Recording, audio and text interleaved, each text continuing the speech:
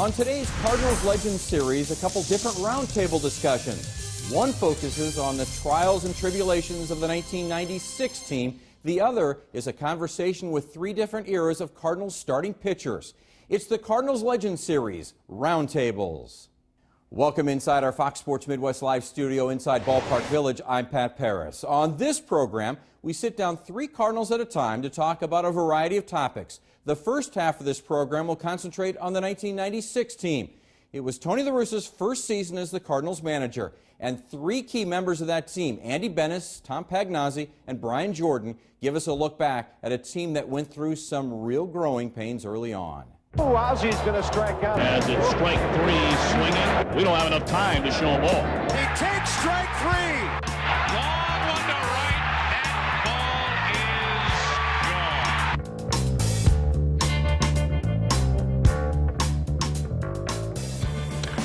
There it goes. High drive, right field. See you later. And the ball is caught by Brian Jordan. Cardinals win it!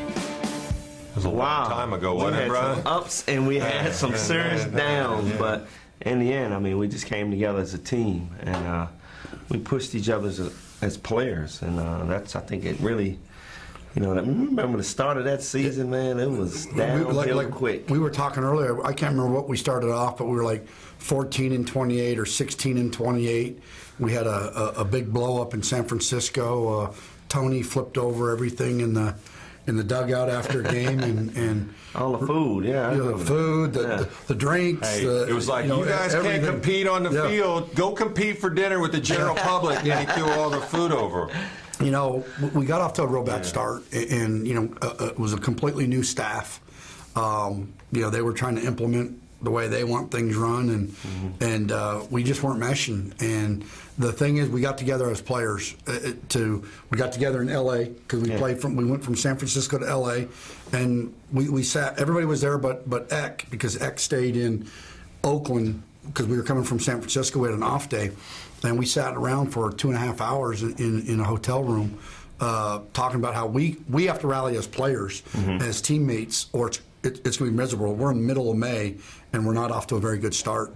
And we ended up being the best team in baseball after that, from the All-Star break on. And it was a veteran group. Yeah. So, but it was a bunch of guys there weren't that many guys. You were here. Langford was here. You know, and Ozzy was still here. Ozzy. Yeah, I mean, right. We had the Ozzy and Royce situation. You know, Clayton. As I complete my final season as an active player, I would like nothing better for all of us than to be a part of one more World Championship team. I just want to thank everyone who has helped the Cardinals and me during the last 15 years. Thank you. Just talking to Tony last weekend about this very subject. You know, we were thinking back to the first year he came over. And I said, you know what, you know, now that I've grown up a little bit, you know, I think back to that year, you were in a tough situation, Tony La Russa, because he had to come in and deal with the Ozzie Smith and Royce Clayton situation. And as a team, you know, the one thing that we heard going into spring training, one of those guys are going to have to win it outright, and we all felt like the veteran Ozzie Smith won it outright. And really, Tony flipped the script on us at the beginning of the season, opening day, and Royce Clayton was the starter, and that's when I was like, oh, this is going to be a long season. You know, he made the comment in spring training that it's open, and Ozzie outplayed Royce hands down. Royce didn't have a very good spring training, and then opening day, he runs Royce out there. And I think, you know, I think a lot of guys that, you know, Royce was the outsider, but he's still our friend, don't get me wrong. But we'd all played with Ozzie for so long, and he was the next generation guy. You know, and I think that was really a start of it for a lot of us. But we all worked it out in the end. You know, we had that meeting in the hotel room, and then, you know, I made the mistake. It was Ricky Honeycutt, and Gary Gaetti and myself. We were going to go talk to Tony. And how'd that work out? We had a list of 10 things that we wanted to talk about, from bringing us back together. You know, the bus, just his rules weren't what we were used to, and we were trying to find common ground. And the first thing I remember walking in and said, knocked on Skip's door and said, Skip, we'd like to have a talk with you. He goes, who? And I said, Honeycutt and Guy Eddie.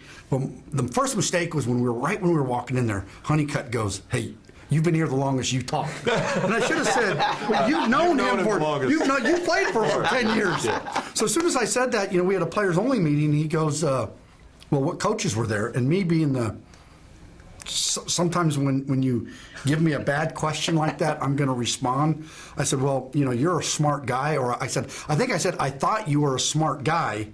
Instead of just... You said it was a players only. Hey, what does players only mean? I said, so I thought you were a smart guy. Players only mean players only. And he said, well, in my, at that time, 27 years of managing, whatever number threw out there, I've never had a players only meeting. I took that list and kind of threw it down there. And, we talked and found some common ground, and I think that was the start of some good things happening. Well, we can't miss out on the boiling point, and that was when we played the Atlanta Braves. Oh, yeah. And Mabry, which we all love Mabry, he will do whatever for you. He plays the game hard, and he's playing first base, and the crime dog gets a hit. And the crime dog talks to the young guy, and Mabry responds to him, and all of a sudden, the inning is over. Mabry comes in, and Tony La Russa just chews Mabry out for talking to the opponent, Fred McGriff. And we've never seen Mabry snap before in our life. Yeah. And Mabry just lost it. And I remember him running toward Tony, and I kind of grab him before he does something he would regret.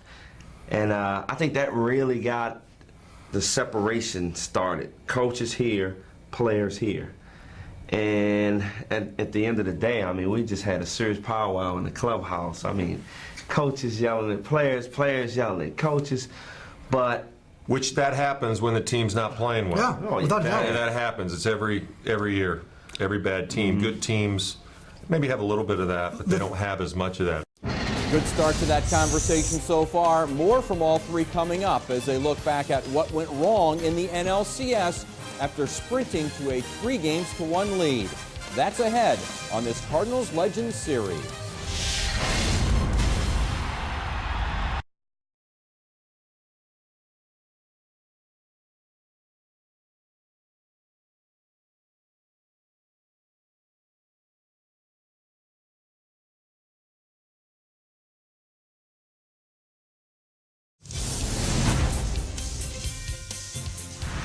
Welcome back to this edition of Cardinals Legends Series Roundtables. We continue our chat with Andy Bennis, Tom Pagnozzi, and Brian Jordan as they look back at that 1996 season. In this segment, they take a look at the end of that year and what went wrong after grabbing a 3-1 lead against the Braves in the NLCS. Using a 2-0 St. Louis lead. Now Jordan tries to dump one to left. That's a base hit. In to score is Gant. Grand slam. Guy Eddie blows it open here in the 7th. That is hit a ton. 2-1 St. Louis. Gant into deep center field. 3-1 St. Louis.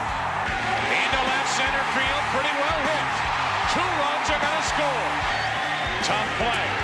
Safe, and the game is tied. Pulls it into left. Klesko watches it lead. 4-3 St. Louis. Ball game. Grave, and that was the first thing I asked Bobby Cox. I said, Bobby, I had you guys 3-1. What happened? Why did you guys turn it around? And he just looked at me and said, well, when Eckersley looked at the dugout and gave him the old fist, you woke up a sleeping dog. All of a sudden, they came together as a team and said, we are not losing this. And all of a sudden, that play just elevated. And, man, I remember saying, we got to win in St. Louis. We cannot go back to Atlanta or it is over, because we're in a situation where we lose Andy for the big game in Game 7. And we got to go with Osborne, the young pitcher, and I knew with Glavine and Maddox. I mean, I'm like, whoa. Maddox, Glavine, Schmaltz. We woke them up. I think the biggest thing was we're up 3-1, and the issue was, do you pitch a guy on short rest? I'd started Game 1 and 4. And he was going to either pitch Stottlemyre on short rest or my brother Allen.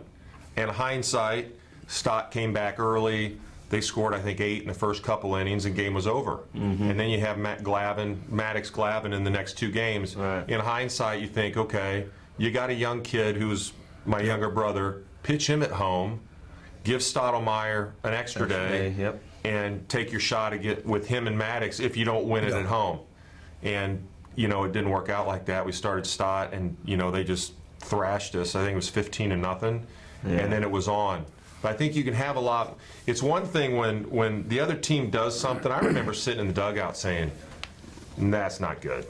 You don't want to do anything, especially when, like, waking up a sleeping dog. Right. No. But they also had 3 of the premier pitchers in baseball coming up. It wasn't like they had 3 guys that we were going to have a great shot at just handling. I mean, they had 3 of the best players. in the 3 all-stars going the next 3 games, and they all threw the ball really well. And so Three Cy Young winners. 3 Cy Young winners. Let alone all-stars, you know, I mean, you're Hall of Famers. Hall of Famers. You know, I mean, we knew we still had a difficult task ahead of us. But like you said, you know, we did wake him up, and sometimes, you know, you keep that dog sleeping. You fired him up, and, you know, I remember before Game 7, Gene Gieselman, the trainer, Osborne, he was all lathered up. I mean, he came from the bullpen. I went down there, always catch at the end, and I mean, he was just in a full lather. And Gino said, you know, how's he look? I said, well, if he's a horse, you'd shoot him. Yeah. You know, because, you know, you'd pull him out of the race because he was already sweated out.